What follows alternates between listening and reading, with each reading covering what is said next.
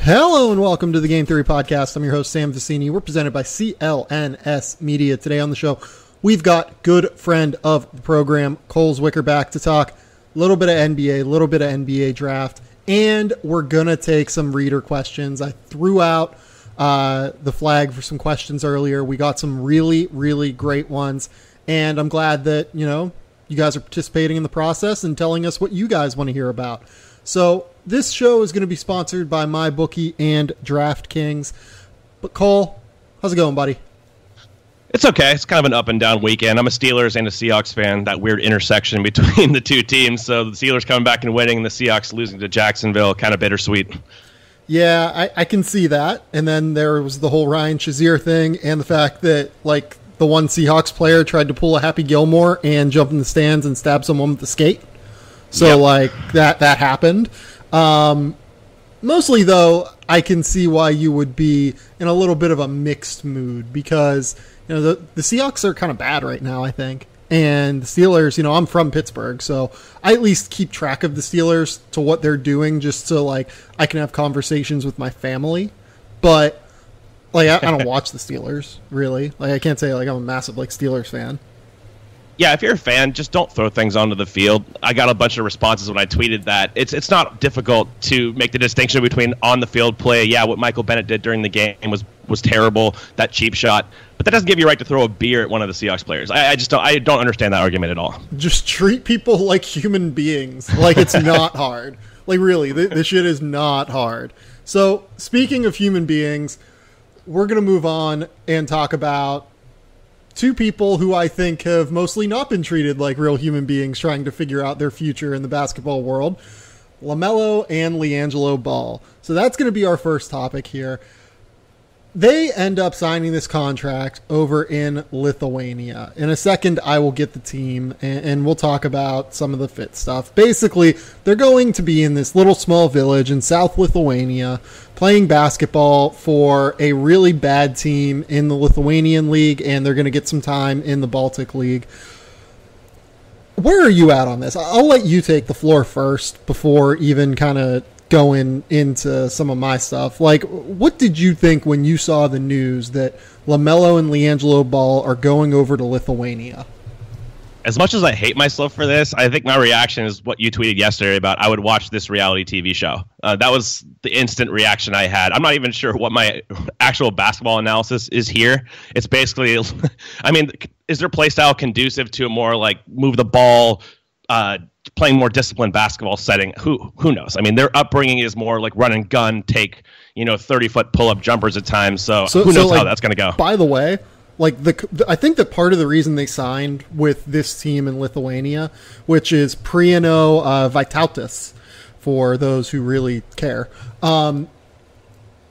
their coach plays this crazy spread pick and roll style where, yeah, he's probably going to get pissed if LaMelo chucks from 35 fucking feet.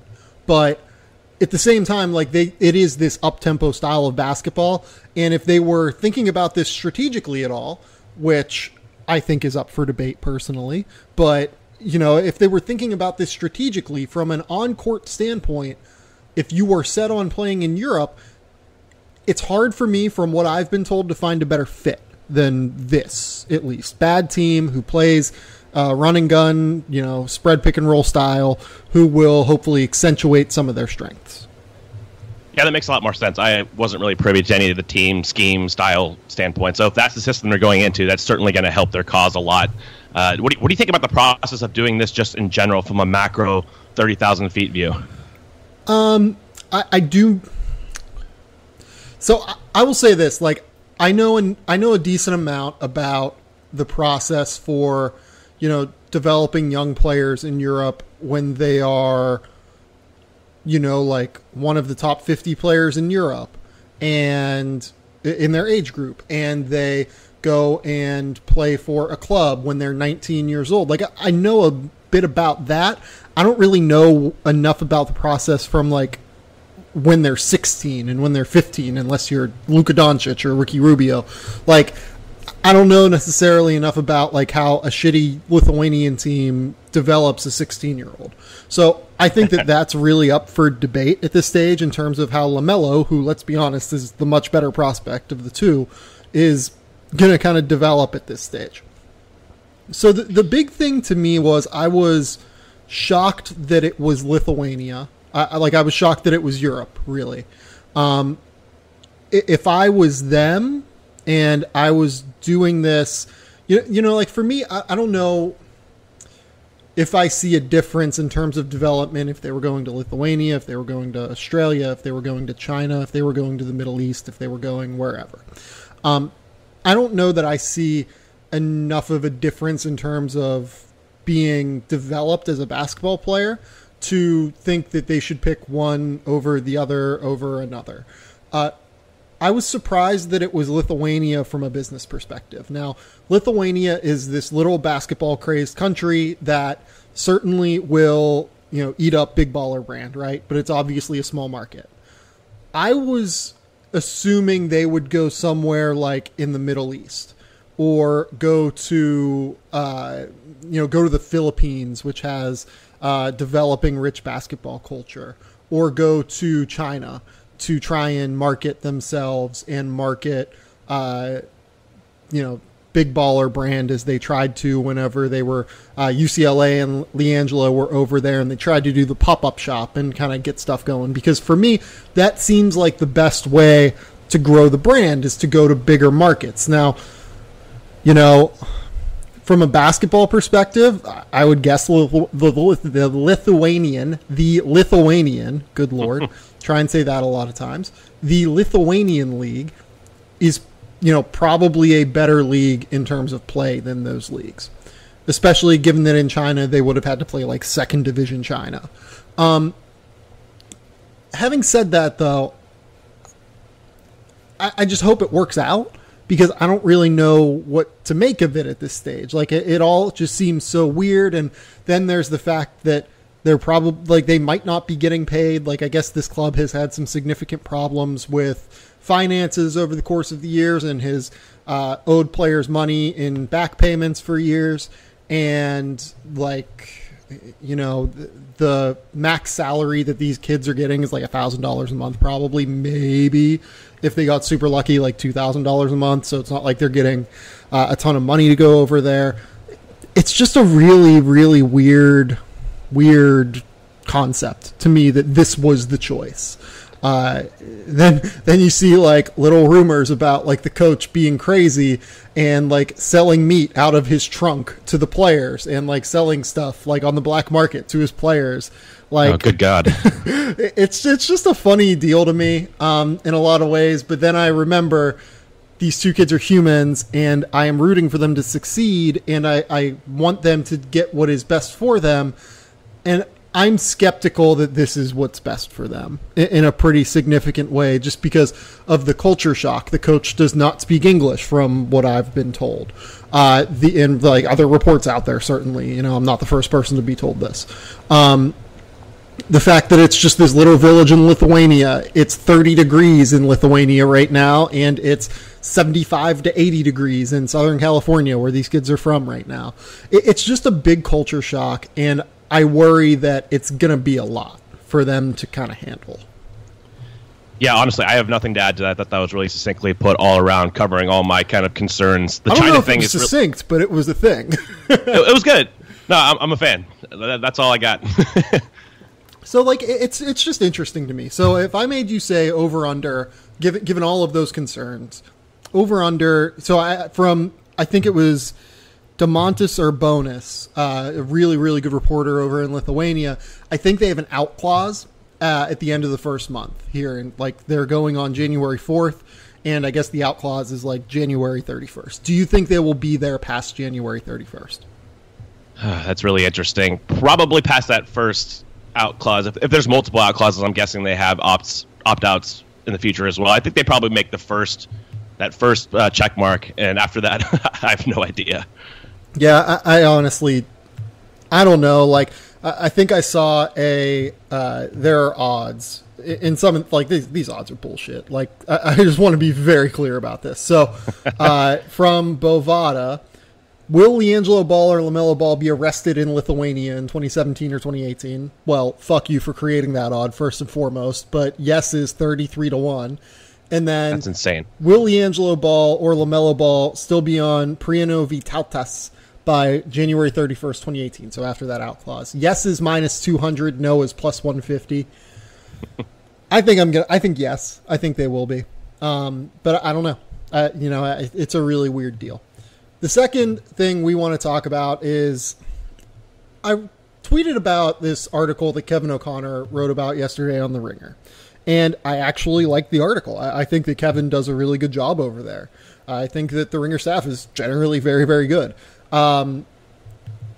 He wrote, or at least the social tweet with it was, the NBA's new favorite young player, Donovan Mitchell, is serious Rookie of the Year material. And like the lead is that he was, bursting through like Bitcoin, and making this a race when it was predetermined that Ben Simmons would win Rookie of the Year. So, I say that, I love Donovan Mitchell. He's been great, which is all true. And there's just like Ben Simmons is one of the 30 best players in the NBA conservatively right now. So I had a lot of people in my mentions yesterday kind of telling me we should stop considering guys like Ben Simmons rookies who miss a year. And it's bizarre to me that we're talking about this with Ben Simmons because, Ben Simmons is only 2 months older than Donovan Mitchell. He's younger than 8 of the 30 first-round picks this year. He's 21 years old. It's not like this is a guy coming over. It's not like when Ichiro came over from Japan in baseball and was a 27-year-old rookie. Ben Simmons is a young player in the NBA. What do you think of this thing that was all over my mentions yesterday saying Ben Simmons should not be considered a rookie? I just don't feel as strongly that being in the NBA, sitting out for a year is that much of an advantage. I get it. You get to get on a strength and eating arrangement, and that's much better done at the NBA level. You start eating right, you get on that strength and conditioning programs, and you improve your body there for sure. You also get the ability to watch film with probably, better minds than college as far as translating to the NBA game. You get to understand your team scheme and stuff like that. There are advantages there, but overall, right, nothing can really duplicate being on the court, right? I mean, developing instincts, basketball tendencies, all of that stuff. It just comes more naturally, of course, on the damn court. So that's why I don't understand the argument is that this guy's sitting, he's got to be losing something too, right? By not being on the court for those 12 months or so. You just can't duplicate in-game NBA style. I mean, the adjustment overall to the NBA game is considerable. So if you're prolonging that adjustment, that's got to hurt him in some respects. Yeah, I totally agree. To me, to say that a player is not a rookie after getting hurt and missing his entire first year as a professional and first year of his rookie contract, you have to make the case to me that being injured, the benefits of strengthened conditioning and nutrition and watching tape with NBA coaches is greater than breaking your fucking foot and literally missing an entire season. That seems like an incredibly large detriment to me whenever you break your foot and you cannot play basketball for a year. Do you know how hard it is to play basketball when you can't use your foot? It seems damn near impossible to me. I don't know what you think, but it seems really hard. And obviously it's not like he couldn't walk when he had a broken foot. And it's not like he couldn't, start to do basketball things by the time February rolled around or March rolled around. But come on, are we kidding me here? To me, what this sounds like is, okay, last year Joel Embiid came in and was incredible, and Ben Simmons has come in and he's incredible. Why don't we just consider the simplest explanation, which is that the 76ers just drafted 2 really, really good players? That seems to me to be the actual explanation of what's happening here. It is bizarre to me that we have to continue to have this conversation. Yeah, and we saw the same thing with Blake Griffin, too. Maybe these guys are just the best talents. I mean, that's the simplest explanation. They're just damn good players. So when they actually play basketball, they look that damn good. I really have nothing else to add. I just think that sometimes people conflate different components. How how valuable really is getting in an NBA film room session and learning stuff? It has some value, for sure. Does that have the same amount of value as getting on the court and learning the NBA speed of the game and making decisions in the heat of the moment? I don't think so. So that's just kind of where I come down on it. I think it definitely helps, but at the end of the day, like, this is one of those things that like registers as like a 2 out of 10 to me in terms of importance in the NBA. I just found it really interesting. Before we move on to the mailbag session, let's just get the ads out of the way real quick. Listen up, Hoops fans. Basketball season is back, and now that your favorite hardwood heroes have returned to the action, it's time for you to put your fantasy knowledge to the test and try to win huge cash prizes every night playing one-day fantasy basketball over at DraftKings.com. At DraftKings, there are so many ways to play. Choose from public contests with huge cash prizes or private contests where you can compete against your friends. They have beginner, casual, whatever contest you're looking for, you can play against people of a similar skill level to you. And the best part is that you get to draft a new team every day. That is the best part of fantasy sports, getting to draft a team and getting new players that you're connected to, even if in DraftKings case, it's only for like a 5-hour period. The only thing better than that, though, is winning cash doing it. There are huge cash prizes and bragging rights only at DraftKings.com. So use the code CLNS at DraftKings.com to play for free with your first deposit for your share of $10,000 in total prizes tonight. Don't wait. Use the code CLNS at DraftKings.com now to choose your lineup, and you can seriously cash in tonight. That is code CLNS only at DraftKings.com. The game inside the game. Our second sponsor today is MyBookie.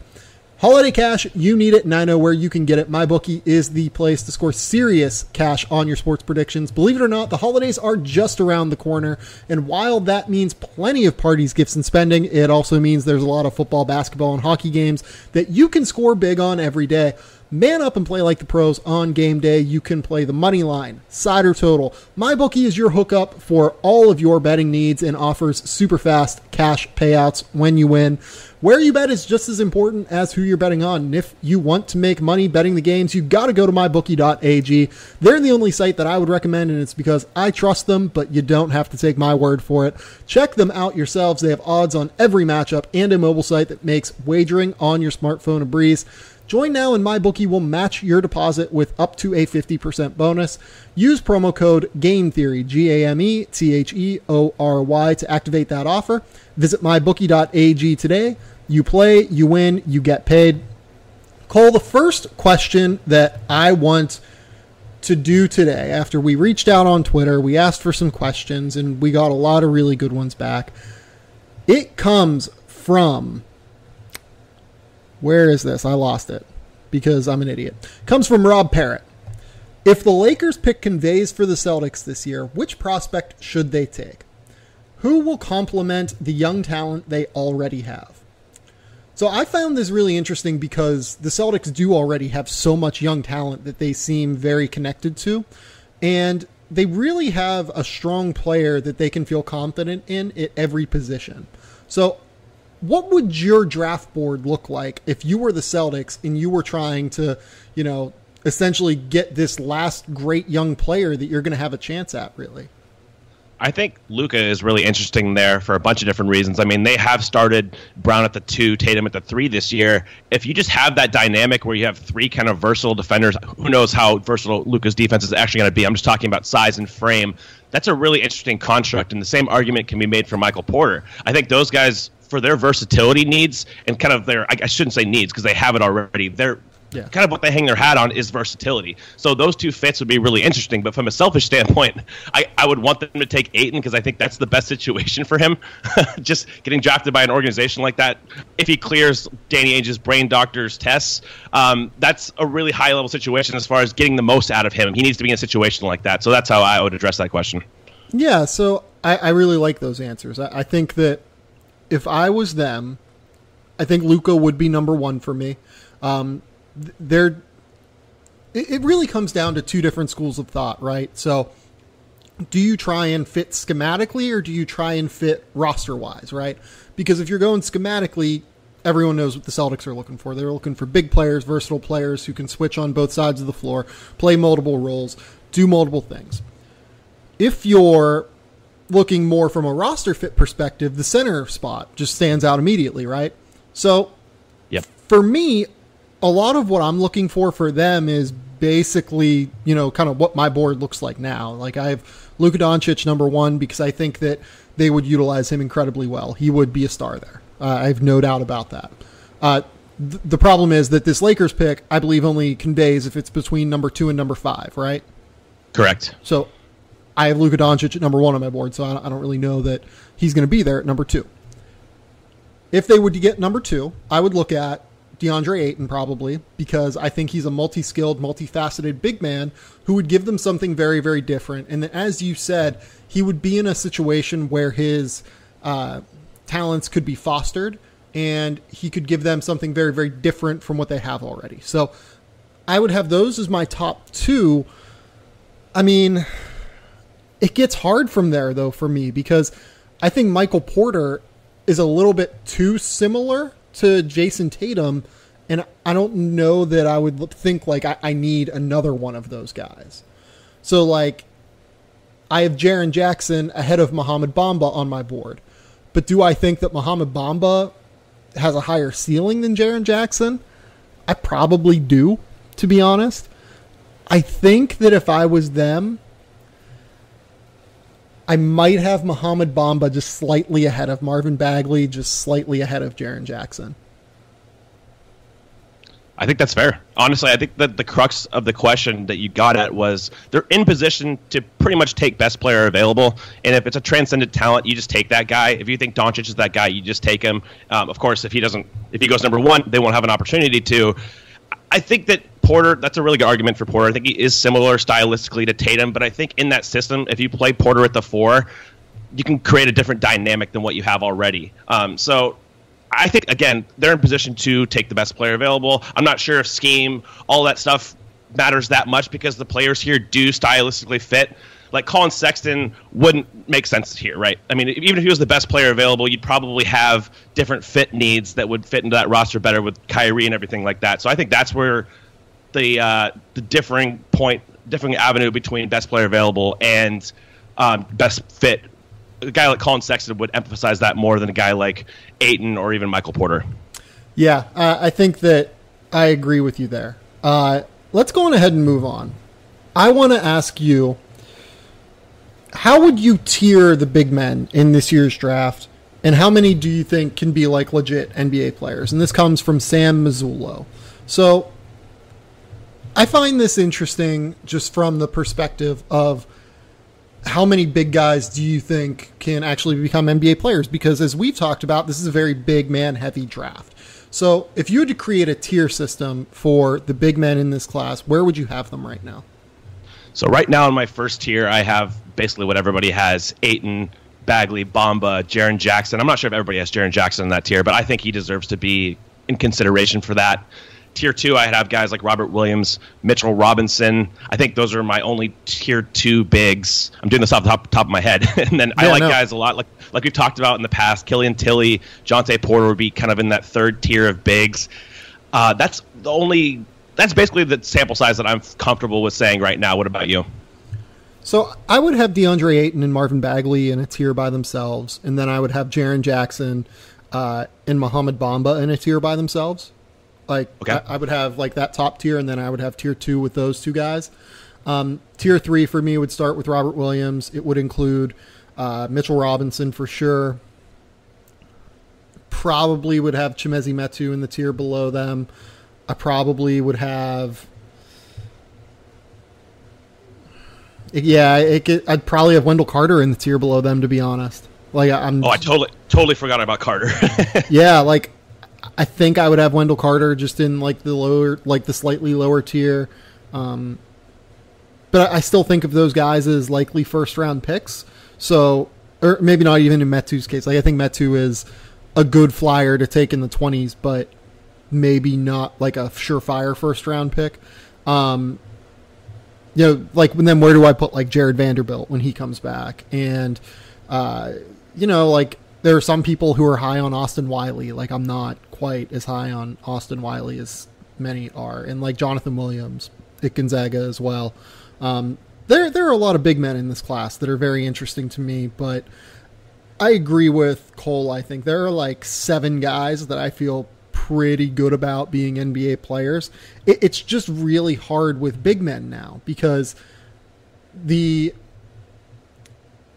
level of play that you have to be at to play in the NBA as a true big man, like who really can probably only play center and maybe a little bit of four, is so high. Like the supply of big men in the NBA right now is so strong, and you can come at this from two different angles. If you're an NBA team building out a roster, right? You can say, okay, like because there are so many big men out there, we can find one on the free agency market and we can kind of build our team that way. If we don't have a great one, we can, just kind of not deal with those guys later in the first round and try our hand at getting a wing or getting a point guard or getting a more valuable position that is a bit more rare. Or you can say, well, you know what? We want a guy that is going to be cost controlled for 4 to 6 years, right? We want to be able to go out and get a guy that we feel confident is going to be cheap for a while so that we can spend money on the rest of our roster. Like if a great wing comes available in free agency, we want to be able to take a chance on that guy. I tend to fall more into the former camp than the latter camp on that. And if I was building a roster, I would care a lot more about scouting the wings and the guards and, even like forwards who are like more combo-y forwards. Yeah, I think your standpoint on all this has always been kind of you're not investing heavily in developmental bigs that you don't get a lot of first contract value out of. I'm there too. A guy that's kind of interesting in the second round is Ethan Happ. I think he's pretty divisive. I mean, advanced stats really like him. I mean, on the court, can he really anchor at all defensively? But I think as a situational big, he'll be valuable in some aspects because of his. I mean, he's a pretty good ball handler and he's an excellent passer who has pretty good feet on the perimeter too defensively. So he's a guy that I would kind of maybe consider in the second round as an already established type. Just really quickly, I would add Wendell Carter in that Mitchell Robinson, Robert Williams tier. If you're curious, that's tier 2. Yeah, so I would have those guys just a tier below. And that makes sense, given kind of where you and I have been on this. Like, you're a little bit higher on Jonte Porter. You're a little bit higher on Carter. It's really interesting to me, too, given how much I know that you value, perimeter defense and defense in space from big men, that you like both of those guys. Why do you like both of those guys so much if you value that as greatly as I know that you do?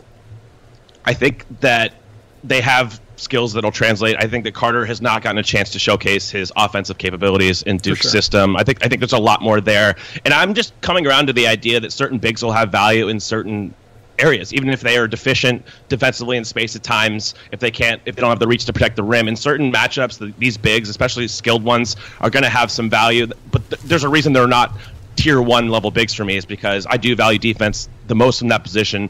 I'm just coming around to the idea that in certain matchups, these guys will have some value. From Timothy Donovan on Twitter, where is the talent drop-off this year? Could it be like last year where teams in the early teens are getting straight studs, like the Jazz getting Donovan Mitchell because the Nuggets decide to move Trey Lyles and number 24 for Donovan Mitchell? Good Lord. That still sounds dumb every time I say it. Not great. Where is your talent drop-off? Like, we kind of just went through a tier system, and that's why I picked this question next. But, like, where do you see there being, like, a pretty big drop-off? Like, when we talk about drafts as X-player drafts, what number would you say if you said this is an X-player draft? Maybe like around 15 or so for me right now. Right after, I have Bruce Brown in that area, so right around him, I think it slightly dips off. And then next tier, I have guys like D'Anthony Melton, who we haven't gotten a chance to see yet, Shake Milton types. I think that's where the draft kind of pops off a little bit. You can see arguments all over the field for this. I think there's a slight dip after Luka personally, but it's not like it drops off, right? I mean, there's still high-level prospects on the board, but maybe around 15 or 16 is where I see that kind of common adage of this X-player draft. Maybe that's where that point is. I think I would probably go with like 10 or 11. Okay. I would say that Luka Doncic, DeAndre Ayton, Marvin Bagley, Michael Porter, Mohamed Bamba, Jaren Jackson, both Bridges, so that's 8, Colin Sexton 9, Trae Young 10, Kevin Knox 11, I think is where I would say. Got it. To me is the big drop. Like, I think you could include Robert Williams in that mix and maybe say like 12, but I haven't seen enough from him yet to think that like he's quite on those guys' level. So, I would say that is that's where I'm at on that one. I want to answer this question from Kellen Olson next. I just need to find it. Kellen Olson asked, how much do you value the rarity of skills/positions when ranking prospects? Do you bump someone like Mikal Bridges a couple of spots higher and point guards lower? I'm just going to hand the floor to you on that. That's really interesting. I value the rarity of initiator qualities really highly. So the value of having a good initiator like Ben Simmons, that's going to trump pretty much everything to me, unless you're like an Embiid, Duncan kind of defensive big. As far as positions go, generally I'll tier them all the same. So like Colin Sexton and Mikal Bridges are in the same tier for me right now. It depends on team fit for that. I might bump the wings up a little bit just because of rarity, but really that's a team-centric question that are going to require specific fits. So yeah, the way I would answer this question is imagine like a line chart, right? If you've ever watched How I Met Your Mother, there's like the hot crazy scale, right? Where you want to be on like one side of the line or the other side of the line. So imagine a line that says like fit versus, or I'm sorry, if it's important versus rarity of skill, right? So in the NBA today, it's really important to be able to knock down shots and be able to create shots and be able to, if you're a big man, protect the rim and defend on the perimeter. It's also extremely rare to find players who can kind of do all of those things. And it's very difficult to find wings who can shoot and defend and create offense. So when I look at someone like Mikal Bridges, he would grade out very highly on that scale. He would grade out exceedingly high. Like he would be at like near the top of the, maybe not near the top just because he's not a great creator, but like he would be very, very high on that because of the rarity of skills. So to kind of answer the question, yeah, it's something I value intensely because I think that with the way the NBA is going, there's only so much value you can get out of a big man that is elite. Like, we're so excited about what Jordan Bell is doing right now. He's awesome. He is so useful for Golden State. Even so, like, he's like relatively useful if you really look at it. Like, he's a guy that is very, very good in their scheme, and he's a good defender, and he's a really good passer on short rolls. And he's not creating anything for himself, though. Like, no one really thinks of Jordan Bell as an all-star, or like, do you think of him as like a future starter? Even is the question. Like, is he going to be a starter? So for me, like, if I'm drafting a big man, like, I want upside in a big man, but like, if I'm drafting them at 20, I'm just going to say, okay, I can find another one later because it's just not that important to me to find a crazy big man. Like, I don't want to give guaranteed money to a big man. Like, if I'm drafting one in the second round, I want one that I can either stash or who's ready to go right now.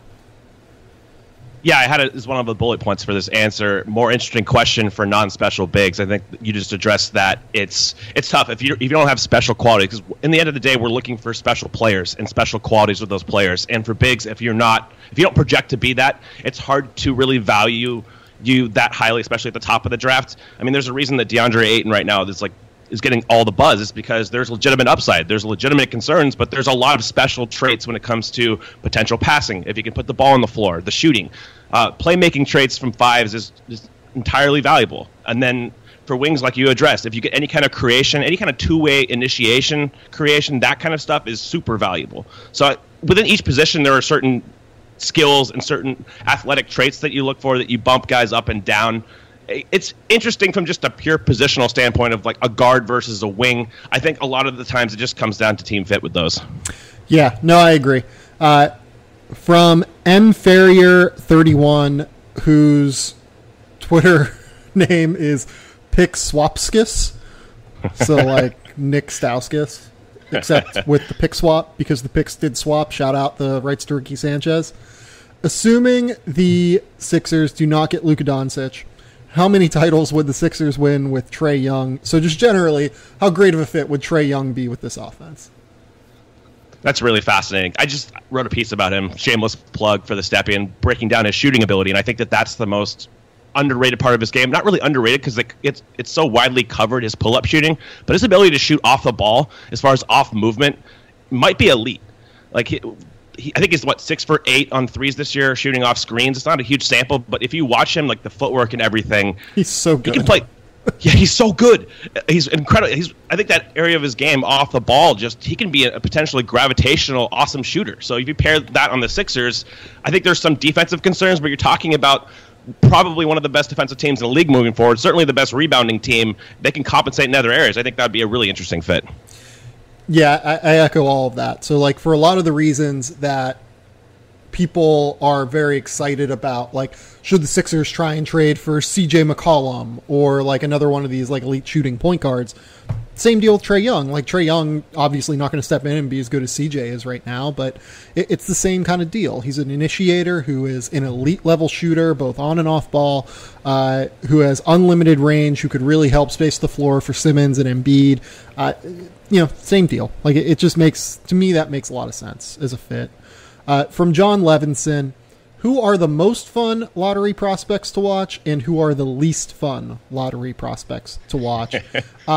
I'll start with the most. I think the most is, like, very obviously Colin Sexton. Like, he is just so fun. Like, Trae Young as well fits in here, but, like, Colin Sexton is just such a competitor. He fits everything I like to watch from lottery prospects. Yeah, I mean, he wants to murder you, and he's highly competitive at all times. He's probably the best pure watch in college basketball, just based on his mannerisms. Trae Young, of course. Yeah. If you haven't seen Trae Young, you need to watch Trae Young. He's just incredibly skilled, and the freedom that he's afforded in Oklahoma is pretty awesome. Like, he just has the ultimate green light. He can pull it from 35 feet if he wants to. He is the offensive fulcrum there, so that's fantastic. I like watching Jaren Jackson personally. I just think that his instincts, his awareness, his reactive athleticism is really awesome. He's just advanced defensively, so that's more of a nerdy kind of pick. And then Mikal Bridges, of course, just the effort level he plays with defensively is just pretty phenomenal. So that's kind of my list of guys. Yeah, like, I think that if we're asking fun, I think Jaren Jackson would be my least fun lottery prospect to watch. Just because, like, fair. If I'm just trying to zone out for a night and watch basketball, I don't want to have to focus in on Jaren Jackson reading the play super well in the pick and roll and sliding his feet twice on a hedge and then recovering. Like, I'm just like, okay, I want to see this dude dunk shit and do super cool stuff. So, like I thought about, like, Mohamed Bamba in this because it frustrates me sometimes watching him play because he doesn't make contact on screens and will play, like, a little bit down motor sometimes. But then he'll do super cool stuff, like take off from the foul line, and his elbow will be above the rim, and he'll dunk. Like, you just think about it, and you're just like, oh yeah, he blocks the hell out of people sometimes for highlights. So if I was saying fun, I would probably say Jaren Jackson, and this comes from someone who has Jaren Jackson as, like, a top 6 player in this class, maybe even, like, a top 5 player. Like, I love Jaren Jackson as a prospect, but from a fun perspective, I think that would be my pick. Thoughts on Kentucky's freshmen? This comes from Connor Haar. How many are one and done? How good is Jared Vanderbilt? And where would he be placed on your big board? So this is something I kind of threw out on Twitter. If I set the over-under at 3.5 Kentucky one and dones, what would you take? Oh boy, that's so tough. I'd probably go under. I think that Knox and Diallo come out. It depends on Vanderbilt, honestly. I haven't been too impressed with any of their other guys. PJ Washington, I think he's been super inconsistent. But, I mean, how much time are they going to get with their incoming class? It's a pretty complicated question I can't really answer without knowing how Vanderbilt translates. Is he going to shoot it all? How good is his playmaking in the college game? So that's a huge input. Yeah, so, like, I would say under to that. I would imagine, just based on statistics, so if you look back over the years, 85% of all top 12 prospects in their high school classes have declared for the draft over the last 4 or 5 years. And Jared Vanderbilt's top 12 prospect. So, like, mathematically, he probably declares. Depends probably on what you think of Nick Richards. He has very mixed views around the NBA. Some people really like him and look at him as, like, a high upside player because he's 7 foot with super long arms and can really, really move. At his size, being like 7 foot, 250 pounds. Like, he's relatively mobile at least, but I would probably say under to this. in terms of players that will be ranked in my top 30 at the end of the year, I would almost guarantee it's under 3.5 from Kentucky, unless like Shea starts to ball out or PJ Washington really starts to ball out. Like those are two guys that I can see being risers later on in the year for me. But at the end of the day, I think that I'm just going to kind of go with the under there. And in terms of where Jared Vanderbilt would be, I had Jared Vanderbilt at number 28 in the preseason on my big board. I like the fact that he has really good defensive potential due to the way that he moves his feet on the perimeter. I like the fact that he can grab and go in transition, rebounding the basketball. He's a really, really good passer. There are two major concerns that I think could hold him back from being a first-round pick. The first one is the jump shot. His jump shot is, I hope that he's worked on it since he's been gone, but it's a mess entering college basketball, I would say. And the second one is just the foot injuries, in the lower half of his leg injuries. He's had like 3 or 4 over the course of the last 3 years. So that's going to be a thing that NBA teams flag, and they need to kind of learn about where he stands and where he, if they can trust him long term as an NBA player. So I think that I would still have him like in the 25 to 40 range right now, but we just haven't seen him, so I don't really know where to go from there. Do you have any additional thoughts on this? No, I echo that pretty much exactly. Knox will definitely be a lottery guy for me. Diallo, late round 1. And if Vanderbilt shows the traits that I liked at Hoop Summit, like his handle is really advanced for his size, and like you said, the feet on defense. If he shoots at all, if the form has improved, that's going to be a huge input. But he's really the only other guy on that team that I can view as a top 30 guy. So this is an interesting one from Nolan Wolfus. Why does it seem like most pundits are rating people ahead of Doncic? Feels like the fact that he's killed people in the second best league in the world and killed stud NBA guys at 18 is going weirdly underrated. I almost read that as wildly underrated because that's how I feel. I feel it's going wildly underrated. I think that smart people have Luka Doncic ahead of everyone else right now. The people that you should be reading for NBA draft coverage.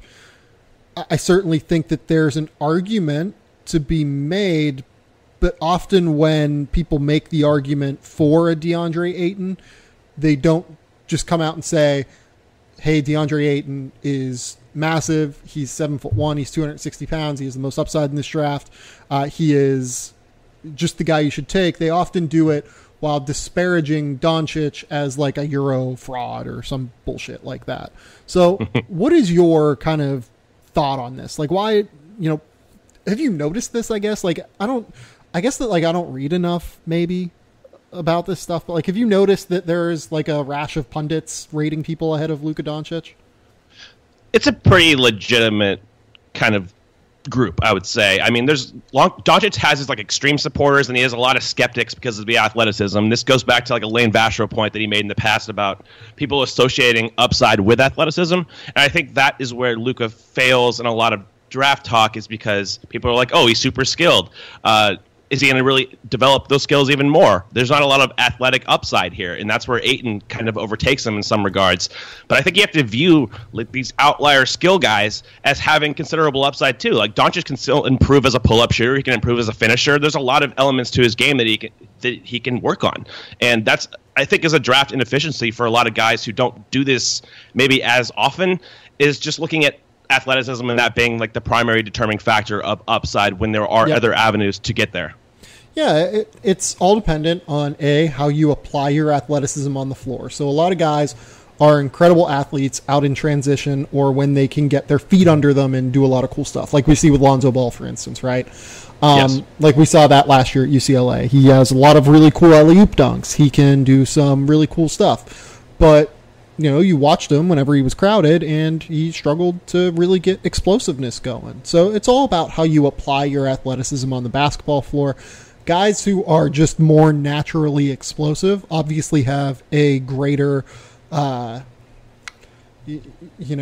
greater margin for error is probably the best way to put it whenever they're, doing that. But it's just all very dependent on how you use your athleticism on the basketball floor and how you can make a difference. Some guys Another really important aspect of this is the stop-start ability, the change of pace ability. That goes wildly underrated to me. Lateral quickness goes wildly underrated to me still somehow, despite Jay Billis talking about it on every goddamn NBA draft every year. So you utilize your quickness, you utilize your gifts very differently, and gifts manifest themselves very differently to different prospects and players. So production to me is the ultimate telltale sign, and what Luka Doncic is doing right now in Europe is literally unprecedented from a kid that is 18 years old, and what he did in Eurobasket was literally unprecedented, and I am just losing my mind going Chris Traeger literally right now. So we're going to cut this question off. Let's do it. Sky B12C asks, who are the best draft prospects from TCU? How much TCU have you watched this year, Cole? I have watched literally none, so this is all you. I would point to two guys that I like in different manners. So Kenrick Williams is like this 6'7" guy who has decent athleticism. I'd call him more of like a combo forward than a 2-3. Shooting the ball really, really well this year, up to 48% from three. Finishing really well this year. Has displayed from some defensive versatility. I like what I've seen from him.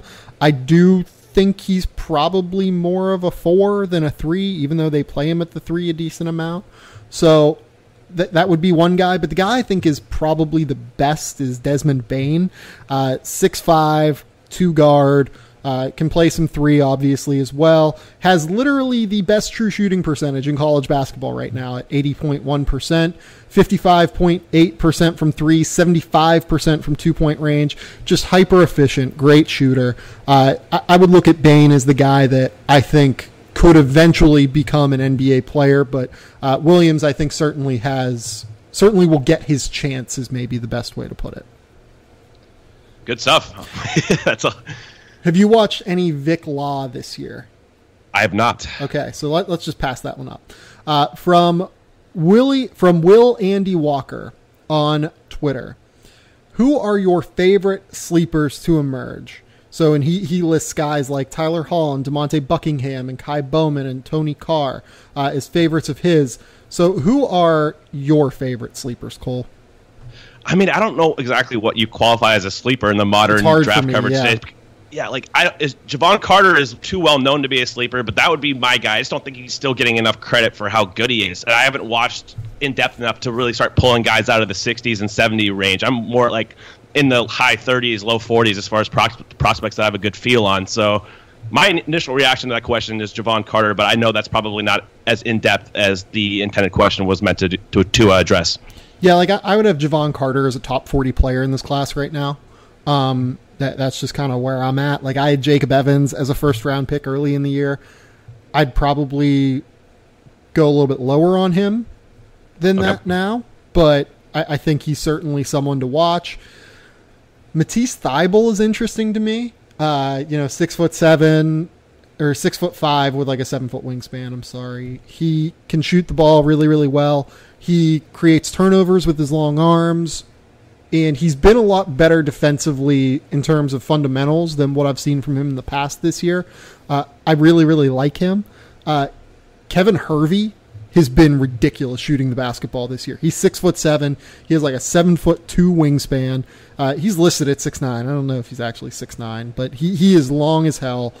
He's shooting 40% from 3 on 7 3-point attempts per game, and that shot looks beautiful every time it comes out of his hand. He's averaging 23 points a game for UT Arlington. The key for him is going to be knee injuries. Like, do the knee injuries kind of hold him back in some way? They might. He's probably going to get flagged at the NBA Combine, just kind of given all of the problems he's had there. The last guy I would say is, I don't know that Trey Holder is getting enough credit yet for what he's done this year as like a potential change of pace NBA guard who can really shoot off the dribble. I know he's small. He's like 6'1", 180 pounds, but he's become like an unbelievable shooter off the dribble. And he's averaging 5 assists, and he's grabbing 5 rebounds, and he's averaging 21 points a game.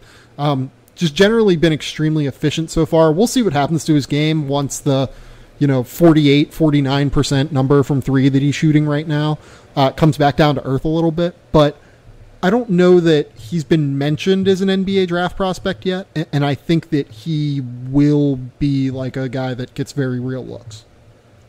I like those calls. I've seen some Thibault because being in the area, I've watched him play last year. I know he has the measurables, and he's kind of a streaky shooter at times. I mean, I know the percentages are good. It just seems like he's either really hot or cold. It's good to see if he has developed his defensive fundamentals. That's the one thing that I always noted when I was more down on him for.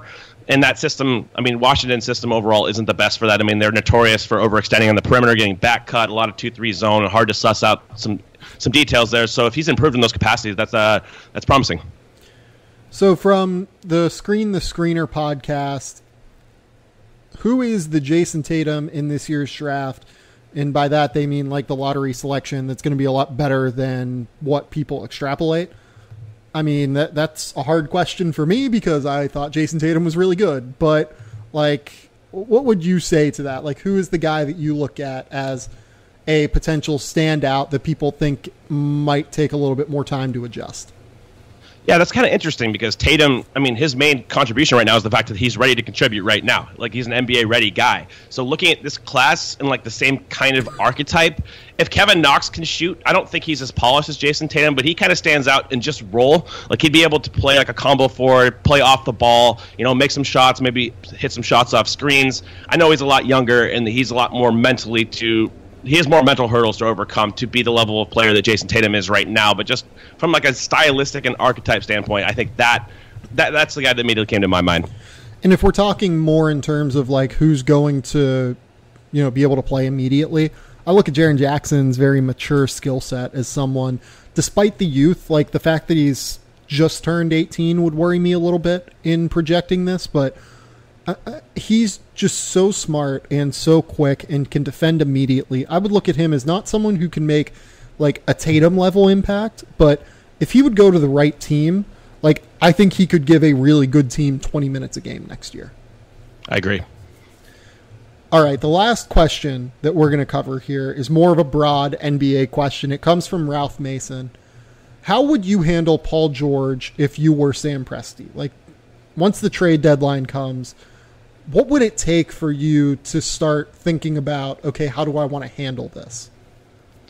God, that's so tough. I mean, I think you kind of have to just ride with this. I mean, you're not going to get the return on your investment likely. I mean, unless you get a legitimate young prospect or a high-level draft pick, talking probably a lottery-level pick, I don't know if it's enough to really move you off keeping George and just hoping that you can, as the year progresses, you can iron out some of the kinks on that team. So I don't know about players specifically who it would take. I don't know. Like looking at maybe you're not going to get like an OG Anunoby type guy for him. You're just not going to get someone who actually has legitimate long-term starter value, I don't think. What's your take on this?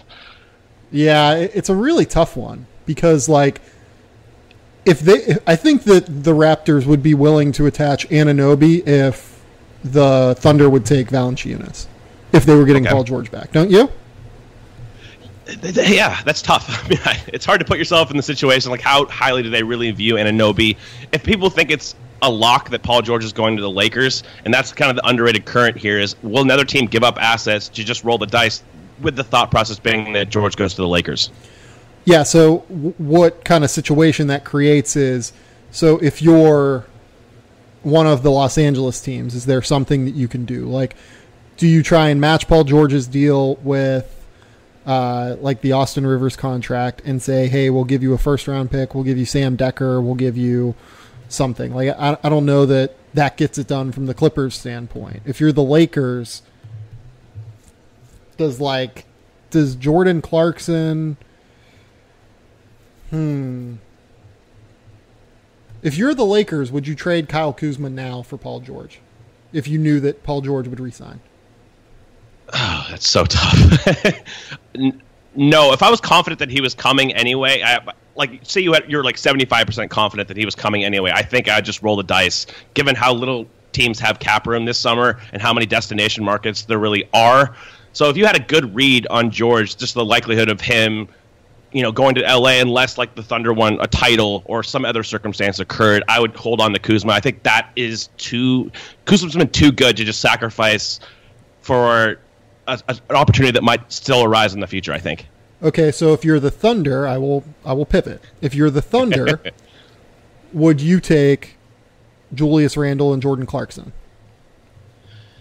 Oh, God. I don't think so. I don't think that would be enough. I get the Randle allure, but maybe he's even available this summer for like mid-level type money. I don't know how that market's going to bear out. He's been great this year in his role, so maybe he gets a higher amount than that. I don't think Clarkson is anything special. He's fine off the bench. He's like a scoring type. I think he has value. I'm not sure. I would definitely do it if I was a Thunder if you got Kuzma, though. So, like, I guess my case to you on Clarkson would be, isn't he exactly what the Thunder need?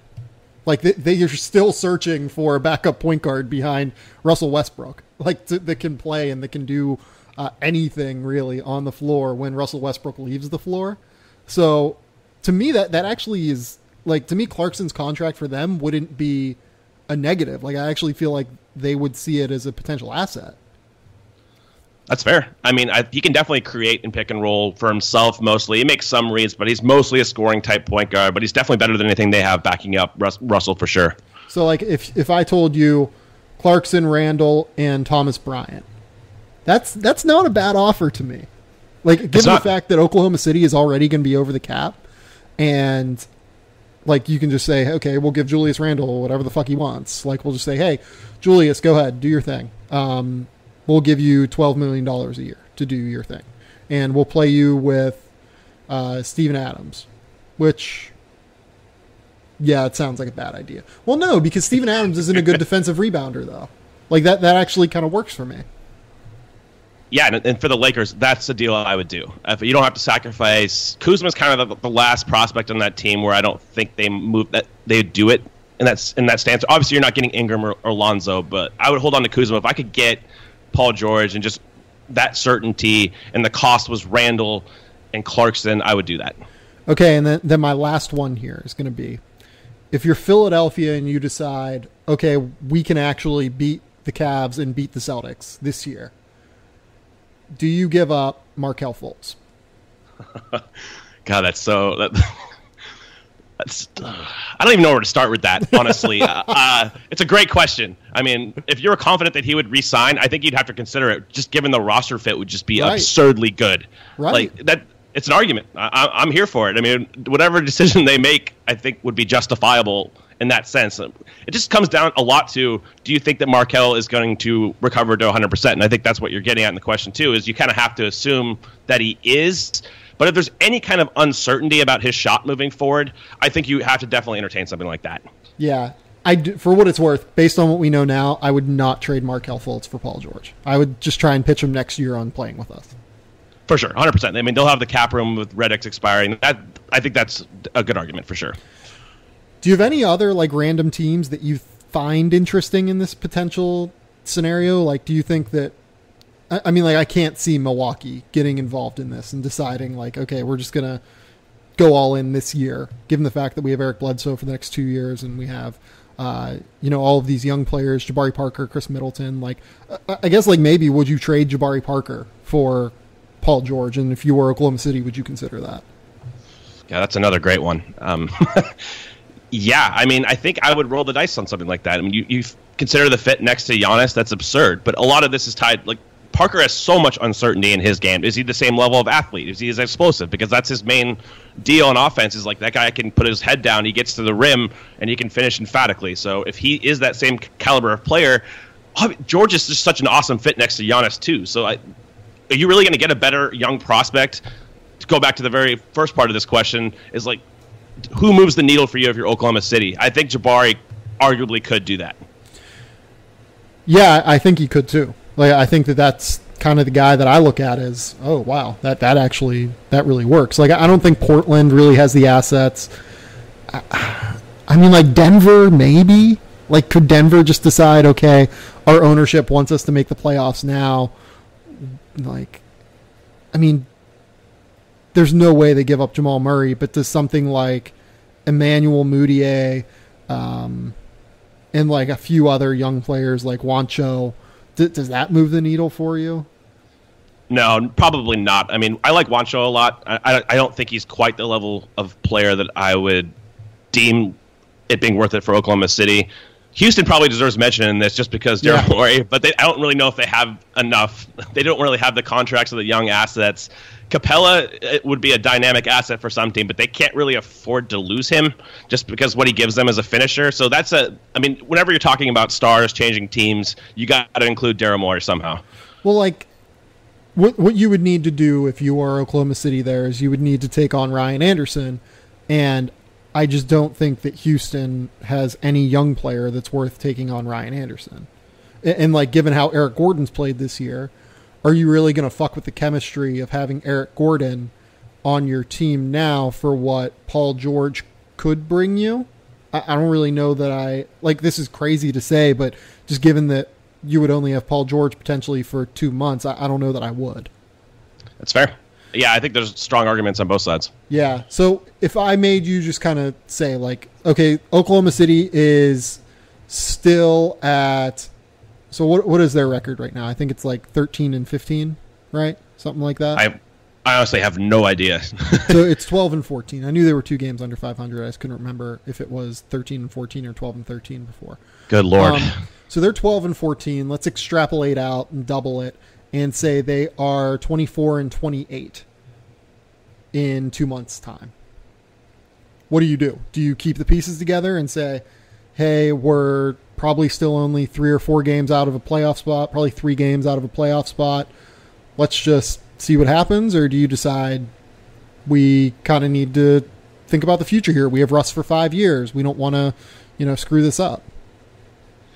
I would hold on to George unless you could get, again, a guy like a young player like Kuzma or a lottery potential pick in the future. Then I would entertain moving him just because you have a more established sample, and it starts to get kind of panic time around that stage. I mean, they can still iron stuff out, but if they're not showing any kind of improvement over the next 2 months, it becomes an issue. It would take something worthwhile as far as returning assets for me to get to move on that, though. Yeah, for me, to be honest, I don't think that they're going to be in this position in 2 months' time. Like, I think Agreed. that they're going to figure it out and be fine, and the defense is so good, and I think they'll figure out how to play with each other offensively. So, like, this is all just kind of an interesting thought exercise in how you go about building a team as a contender that has a star under a long-term contract. But at the end of the day, like, I don't think this is going to be a real question for them. I think they'll be okay losing Paul George for nothing if they're at, like, 500 come the trade deadline. Cole, tell the people where they can find your work. Tell the people anything you want them to know about your life, I guess. I don't know. What's going on? I love that. As usual, right for the Stepien. Check that out. I just did an article on Trae Young, again, addressing his potentially elite shooting and comparing him kind of prospects over the last 15 years or so. Some tape breakdown there as well as some stats. So check that out and continue to tune into this podcast. Please go rate, review, and subscribe to this podcast over on iTunes. It really helps us move up in the ratings and continue to get listeners. I'm very thankful for all of you guys. We continue to just grow in terms of listenership, and it's really awesome. It's a testament to you guys for listening to the show and being as, being willing to come at me, I guess, and talk to me and tell me what you want to hear in an episode like this particularly, where because there are finals going on and because there's not really a whole lot of college basketball to break down, Cole and I kind of were scrambling for ideas, to be honest. And that might be the case again next week. So maybe we'll do something on international prospects next week. But thank you all for listening. Go subscribe to The Athletic. That's where I'm at. I have something coming on Wednesday about how Mike Hopkins and Washington somehow defeated Kansas. It was actually a really, really good coaching game from Mike Hopkins. Thursday, I think I'm going to do something on upperclassmen / seniors who I think have really helped themselves from an NBA perspective throughout the course of this year. So keep it locked over there for some interesting work. And until next time, we'll talk soon. Bye.